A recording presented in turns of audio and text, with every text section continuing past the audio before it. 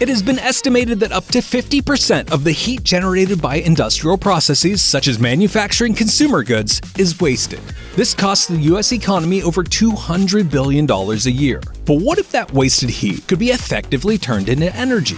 We'll explore in the U.S. National Science Foundation's Discovery Files.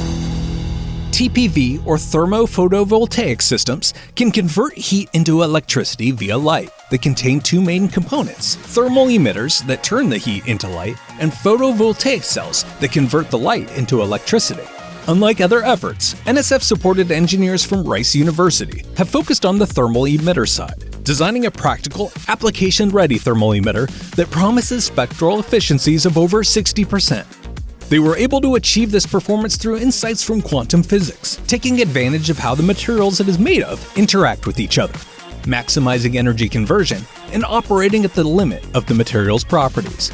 This research could make TPV systems a competitive choice for energy storage and could be developed to generate huge amounts of usable energy from industrial processes rather than waste heat. It could also inform the development of thermal energy electrical storage, which may one day offer a grid-scale alternative to current battery technology and be used in future space applications such as powering rovers on Mars.